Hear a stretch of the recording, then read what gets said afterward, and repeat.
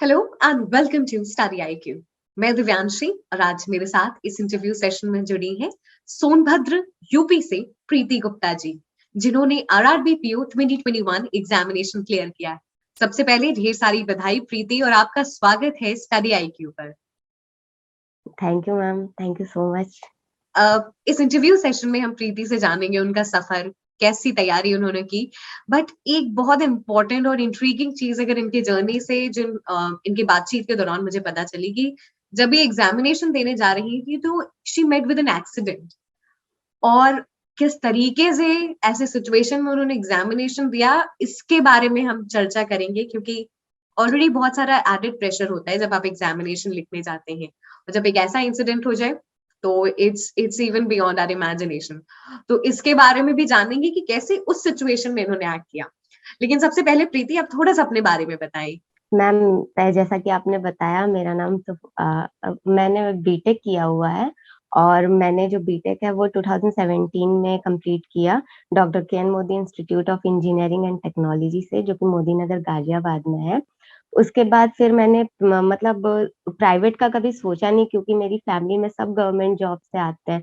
तो फिर मैंने रेलवे और एसएससी की तैयारी की। लेकिन 2019 के एंड में मैंने एक एलआईसी का फॉर्म भरा था, एलआईसी असिस्टेंट का। तो उसमें मुझे फर्स्ट स्टेज में सक्सेस मिली, मतलब मेरा प्री क्लियर हो गया। मेंस मेरा हिंदी की वजह से रह गया था सेक्शनल। और फिर उसके बाद मैंने डिसाइड किया कि अब मैं बैंकिंग में ही खुद को आगे लेके जाऊंगी। और मैंने फिर बैंकिंग की प्रिपरेशन शुरू करी। हालांकि मुझे मतलब पहले कुछ टाइम में सक्सेस नहीं मिली। हमेशा मैं रिजल्ट खोलती थी तो सबसे पहले मैं यही चेक करती थी मेरे रिजल्ट में कि थैंक यू लिखा है या कॉन्ग्रेचुलेशंस लिखा है। तो फिर मेरे को लास्ट में जब मैंने आईबीपीएस पीओ दिया 2020 में, तो मेरा क्लियर हो गया प्री, और मैं बहुत खुश हुई। और फिर उसके बाद ऐसे ही सक्सेस मिलती रही। मेरा उसके बाद एसबीआई क्लर्क मेरा क्लियर हुआ, फिर आईबी आरआरबी पीओ में फाइनल सिलेक्शन हो गया मेरा। और इस एग्जाम को देने से पहले तो मेरे साथ बहुत ट्रेजेडी हो गई। जी बिल्कुल प्रीति, और उस ट्रेजेडी के बारे में हम बात भी करेंगे क्योंकि बहुत जरूरी है बात करना। जैसे पहले भी मैंने कहा कि एग्जामिनेशन के दिन बहुत सारा प्रेशर रहता है। जितनी भी जी। पढ़ाई एक्यूमुलेट की है उसको भी वहां जाके you have to deliver your best. और जब ऐसा इंसिडेंट हो जाए तो मैं चाहती हूँ आप वो दर्शकों को बताएं कि कैसे आपने मैनेज किया डी डे का जो प्रेशर और वहां एक्सीडेंट का। मैम, जब मैंने अपनी पूरी प्रिपरेशन कर ली, और मेरा 25 सितंबर को आरआरबी पीओ का मेंस था। और मैं जा रही थी, मतलब मैं घर से ठीक निकली। और जैसे मैं ऑटो में गई तो ऑटो वाले ने मुझे गलत जगह वो लेके जाने लगा, मतलब मैं गलत ऑटो में बैठ गई। तो उसके साथ मेरी थोड़ी सी बहस हो गई। फिर मैं दूसरे ऑटो में गई तो मेरी एक फ्रेंड थी जो मुझे पिक करने आने वाली थी। तो फिर मैं उसके साथ जा रही थी। उसने मुझे बाद में बताया कि स्कूटी में ब्रेक नहीं है। और जैसे मतलब उसने बताया, उसके 2 मिनट बाद ही स्कूटी, और उस दिन इतनी बारिश हो रही थी, इतनी बारिश हो रही थी, और स्कूटी फिसल गई। उसे भी काफी चोट लगी, और मुझे एक हाथ में मेरा फ्रैक्चर हो गया एल्बो से। और जो राइट हैंड है जिससे मैं लिखती हूँ, वो उसमें पूरे मतलब मोच आ गई थी। और मैं मतलब एकदम अंधेरा छा गया, मतलब मुझे लगा कि बस अब ये मैं पेपर नहीं दे पाऊंगी। और उसके बाद फिर वहां के लोगों ने हेल्प करी। उन्होंने बोला कि नहीं, आप पहुंच जाओगे। उन्होंने ई रिक्शा मतलब दिलाया। फिर हम लोग जैसे तैसे वहां सेंटर पहुंचे, और लाइन में खड़े थे। पर इतना चक्कर आ रहा था, इतनी मतलब चोट के वजह से मैं खड़ी भी नहीं हो पा रही थी। लेकिन वहां के लोग इतने ज्यादा सपोर्टिव थे, जो वहां के गार्ड थे, उन लोगों ने बोला कि आप चिंता मत कीजिए, हम आपको एंट्री दिलवा देते हैं। फिर उन लोगों ने बात बात करके एंट्री दिलवाई। मैं सेंटर पहुंची, और मैंने अपना बायोमेट्रिक करवाया, सब कुछ करवाया। और इतना पेन हो रहा था मुझे, इतना पेन हो रहा था कि मुझे समझ ही नहीं आ रहा था कि मैं पेपर दे भी पाऊंगी कि नहीं। फिर उसके बाद जब पेपर शुरू हुआ, तो मैंने जैसे तैसे एक हाथ से अपना हाथ टेबल पे रखा और उसको फिक्स कर दिया कि अब मैं इस हाथ को हिलाऊंगी नहीं पेपर के ऊपर। और उसके बाद फिर मैंने जिस हाथ में मेरी मोच थी जिससे मैं लिखती हूँ, फिर मैंने उससे लिखने की बहुत कोशिश की। मुझे लगता है अगर एक्सीडेंट नहीं होता तो शायद मैं और ज्यादा स्कोर कर पाती। मैंने 100 क्वेश्चंस बनाए थे। बट मैं हमेशा एक्यूरेसी की बहुत पक्की हूँ। मैं हार्डली क्वेश्चंस गलत करती हूँ। तो शायद उसी एक्यूरेसी के वजह से मेरा मतलब मेंस भी क्लियर हुआ, और अच्छे से हुआ। मार्क्स भी अच्छे आए। बिल्कुल प्रीति, और ये बहुत हिम्मत की बात है कि आपने कैसे अपने आप को मोटिवेट किया उस सिचुएशन में, क्योंकि कई बार ऐसा होता है कि एक्सक्यूजेस हमारे पास बहुत होते हैं और आपके पास तो इतना यस बड़ा मैम। एक्सीडेंट, बट जीत के लिए सिर्फ एक मोटिवेशन काफी होता है, और आपके पास you have got all the right motivation, and that is why you are here with us with a very yes. Successful result. Yes ma'am.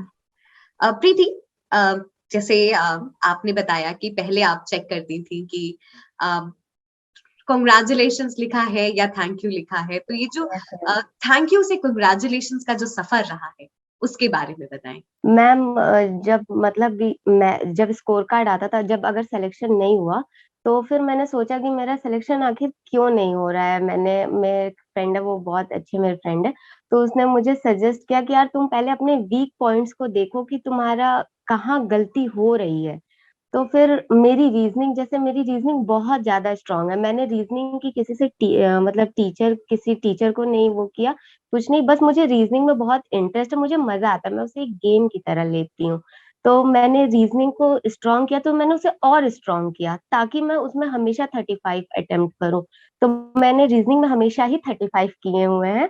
और इधर बाकी रह गया मैथ्स। मैथ्स में मैं बहुत वीक हूँ। मैं झूठ नहीं बोलूंगी, मेरे मैथ्स में अच्छे मार्क्स भी नहीं आते। इनफैक्ट मेंस में भी मेरे 6 पॉइंट समथिंग मार्क्स हैं। मैंने फिर मैथ्स को ऐसा किया कि मतलब मैं सिलेक्शन मेरा हो जाए, मतलब ऑलमोस्ट 25 to 30 क्वेश्चंस तो मेरे हो जाए प्री में, और मेंस तो मतलब पासिंग तो मैं ले ही आऊंगी। फिर मैंने वो किया, और मैंने जीके को कंटिन्यूअस, मतलब जीए को मैंने छोड़ा नहीं, मैंने उसको हमेशा से स्टार्टिंग से ही अपना डेली रूटीन में रखा हुआ है। जैसे गौरव गर्ग सर की जो भी वीडियोस आती हैं, एक तो मुझे गौरव गर्ग सर की वीडियोस का इतना वो है, क्योंकि उनकी वीडियोस जो है, मतलब क्वेश्चंस तो ठीक है, क्वेश्चंस आपको उनके यूनिक रहते हैं आपको हर जगह में, लेकिन जो वो एक्स्ट्रा इंफॉर्मेशन देते हैं, जो वो बारीक चीजें वो बताते हैं, वो क्वेश्चंस इतने हेल्पफुल होते हैं। मैंने ऑब्जर्व किया, जैसे आरआरबी पीओ के एग्जाम में एक क्वेश्चन था, डे एंड डेट का ही क्वेश्चन था, जो तो सर जो है वो बताते तो हैं कि इस दिन ये मनाया जाता है, लेकिन वो ये भी बताते हैं कि ये क्यों मनाया जाता है, इसके पीछे के रीजंस क्या है, हिस्ट्री क्या है, किसके नाम पे मनाया जाता है। तो आरआरबी पीओ में एक क्वेश्चन था जो डायरेक्ट डेट पे नहीं था, वो उसके पीछे का रीजन पूछ रहा था कि किसके नाम पे। तो ऐसा मैंने देखा है बहुत, मतलब एसबीआई में भी देखा है और भी जगह देखा। बस पिछले साल तो पूरा पेपर ही ऐसा लग रहा था कि सर का ही पेपर आया हो। तो गौरव गर्ग सर की वीडियोस तो मैं हर किसी को रिकमेंड करती हूँ, और वो तो सच में उनकी वीडियोस बहुत अच्छे होते हैं। और अभी मेरा आईबीपीएस पीओ मेंस है, तो मैं उसके लिए भी अभी सर को ही फॉलो कर रही हूँ। और बाकी तो मैंने यूट्यूब से ही किया जो किया है, और रीजनिंग मेरी खुद की है, क्योंकि मैं रीजनिंग खुद से करती हूँ हमेशा। प्रीति, आपने बताया कि जब आपके साथ एक ऐसी इंसिडेंट हो गया तो आपने 100 क्वेश्चन किए, लेकिन आप बहुत ही बारीक हैं, ध्यान देती हैं कि एक्यूरेसी कितनी है। प्रीति, यस आपने मैम। किस तरीके से अपने आप को इतना एक्यूरेट बनाया, क्योंकि स्पीड के साथ एक्यूरेसी एक बहुत इंपॉर्टेंट फैक्टर है। यस मैम, बैंकिंग में लोग ज्यादातर स्पीड के पीछे ही भागते हैं। जैसे स्टार्टिंग में मैं भी जब बैंकिंग का करने गई थी, मतलब तैयारी शुरू किया, तो मैं भी स्पीड के पीछे भागती थी। लेकिन फिर मैंने मतलब एक दो टॉपर्स वगैरह की वीडियोस देखी, तो उसमें मुझे ये फील हुआ कि अगर, और नॉर्मलाइजेशन इसमें बहुत बड़ा फैक्टर रहता है। जैसे कि मैं अगर एग्जांपल दूं, तो मैंने एसबीआई क्लर्क दिया था, उसमें मैंने सिर्फ 72 या 17, जहां तक मुझे याद है मैंने 70 क्वेश्चन बनाए थे, ठीक है। और सबने बोला मैंने इतने किए, मैंने इतने किए। मैंने कहा अच्छा ठीक है, मैंने तो बहुत कम किया है, मेरा नहीं हो पाएगा। लेकिन जब रिपोर्ट उसका आया मार्क्स, तो मैंने देखा मेरे 81.75 मार्क्स थे। तो फिर मेरे को बिलीव हो गया कि एक्यूरेसी मायने रखती है, और बहुत मायने रखती है। और मैं मॉक टेस्ट में भी यही करती थी कि चाहे वो इंग्लिश इंग्लिश ऐसा सब्जेक्ट है जो लगता है कि हर कोई सही बना रहा है, जो वो पूछ रहा है वो सही है, लेकिन इंग्लिश वो हमेशा सही नहीं होता, वो हमेशा गलत होता है। तो मैंने इंग्लिश पे वही क्वेश्चंस हमेशा से अटेम्प्ट करे हैं, जो क्वेश्चंस मुझे लगते हैं कि ये इसका आंसर यही है। तो इस वजह से मेरी एक्यूरेसी हमेशा 95 96 प्लस ही रहती है। मैं बहुत ही कम गलतियां करती हूँ। प्रीति, थोड़ा सा और अगर आप हमें बता पाएं कि अ, जैसे हमने पहले भी बात की कि एक्यूरेसी बहुत इंपॉर्टेंट है, और आपने भी अपने तजुर्बे से बताया कि लोग स्पीड की तरफ भागते हैं। तो कैसे दोनों का सामंजस्य बनाया जाए? मैम जैसे आप प्रैक्टिस कर रहे हो तो स्पीड तो अपने आप आएगी, है ना? अगर आप जैसे मैथ्स है, मैथ्स में आपको स्क्वायर क्यूब जो बेसिक है मैथ्स के, जैसे बैंकिंग में ज्यादातर ये मेजर फैक्टर होते हैं क्योंकि कैलकुलेशन करनी है आपको। तो आप जितना ज्यादा प्रैक्टिस करोगे स्पीड तो आपकी अपने आप आएगी। मैं प्री के लिए मैंने कभी नहीं पढ़ा, प्री के लिए मैंने हमेशा मॉक टेस्ट लगाए हैं और उसके हर क्वेश्चंस को सॉल्व करा है, और उससे मेरी मतलब स्पीड आई है, क्योंकि जितना आप मॉक लगाओगे, जितनी आप प्रैक्टिस करोगे, उससे आपकी स्पीड तो बनेगी ही बनेगी ना। प्लस आपको उससे ये पता चलता है कि आपको कौन से क्वेश्चन अटेम्प्ट करने हैं और कौन से क्वेश्चन छोड़ने हैं। तो जब आप छोड़ना सीख जाओगे तो एक्यूरेसी आपकी अपने आप आ जाएगी। एंड आई एम श्योर आपने ये जो चीजें बहुत ही आसान शब्दों में बता दिया, बहुत सारे लोगों को समझ में भी आएगा कि हमेशा it's not always about speed, it's more about accuracy. और जब इनका मेल अच्छे से बैठता है तो आपका एग्जामिनेशन क्लियर होता है। इसलिए इसको क्लियरली अपने मन में बना के रखिए। प्रीति, हमने आपकी जर्नी के बारे में जाना, कैसे एग्जामिनेशन में आपने अपने आप को बहुत ही करेजियस रखा। लेकिन अब मैं थोड़ा सा इंटरव्यू की तरफ आना चाहूंगी। आपका इंटरव्यू एक्सपीरियंस कैसा था? ये आपका पहला इंटरव्यू था? Yes ma'am.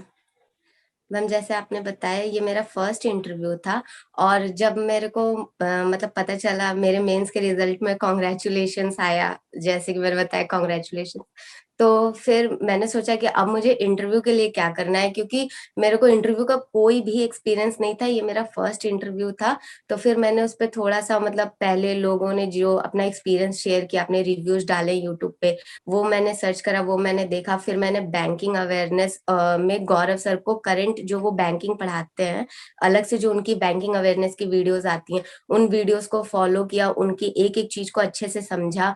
फिर उसके बाद मैंने फिर दिमाग में ये बैठा लिया कि मुझे कुछ नहीं करना, मुझे बात ही तो करनी है, इसमें क्या ही डरना है।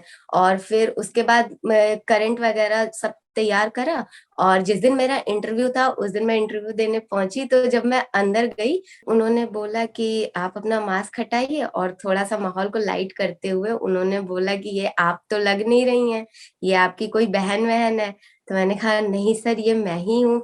फिर उन्होंने आगे कंटिन्यू करते हुए मतलब पूछा कि आप कहाँ से हो, तो मैंने बताया शक्ति नगर से। तो फिर उन्होंने पूछा, बोला कि यहाँ तो कोई जाना ही नहीं चाहता है, आप यहाँ से हो।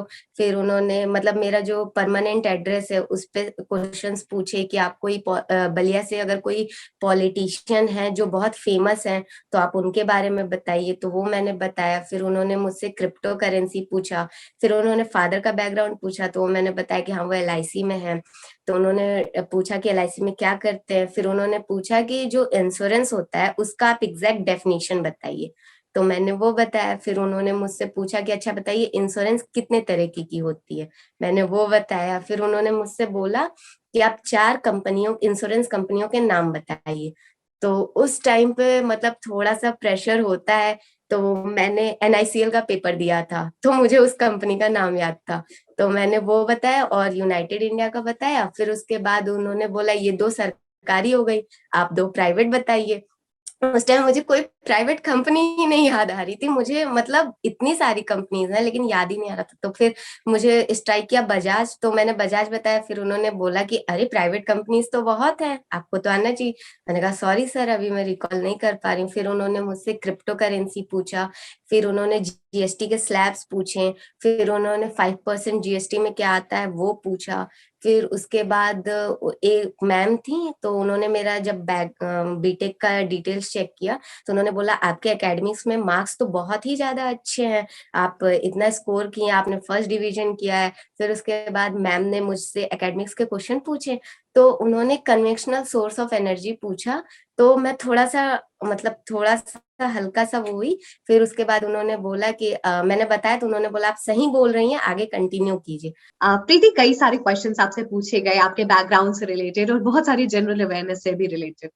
प्रीति, कभी ऐसा क्वेश्चन हुआ जहां पे आप अटकी हो, शायद आप ना आंसर कर पाई हो, तो ऐसे सिचुएशन को कैसे टैकल किया? मैम कुछ क्वेश्चंस जैसे मैं अगर फंसी तो मैं एकेडमिक्स के क्वेश्चंस में फंसी थी, क्योंकि उन्होंने बहुत ज्यादा क्रॉस क्वेश्चंस करे मुझसे एकेडमिक्स से रिलेटेड, तो काफी टाइम पहले मतलब पढ़ा हुआ है, तो मुझे उतने अच्छे से एकेडमिक्स के क्वेश्चंस याद नहीं आ रहे थे, और याद भी आ रहे थे तो उन्हें पता नहीं क्या फील हुआ या जो भी, मतलब नहीं पता, वो मुझे बहुत ज्यादा ही क्रॉस क्वेश्चंस कर रहे थे। तो मैं बस फेस पे मेरी एक स्माइल थी, क्योंकि मुझे ऐसा फील ही नहीं हो रहा था कि मैं इंटरव्यू दे रही हूँ या क्या। तो मैं बस हंसते हुए बोली थी कि सॉरी मैम, नहीं पता।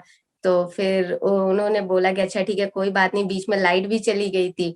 फिर उसके बाद बैंकिंग के क्वेश्चंस पूछे और उसके बाद फिर जाने को बोल दिया। यानी कि वो जो हर टॉपिक्स को उन्होंने कवर किया। और जैसे प्रीति ने बताया कि she always had the smile on her face, और अगर कोई चीज नहीं आ रही थी तो कैसे टैकल करना है, बहुत सिंपल सा, नो सॉरी सर, और इसको आप अपने ढंग से बोल सकते हैं, बहुत ही पोलाइट मैनर में।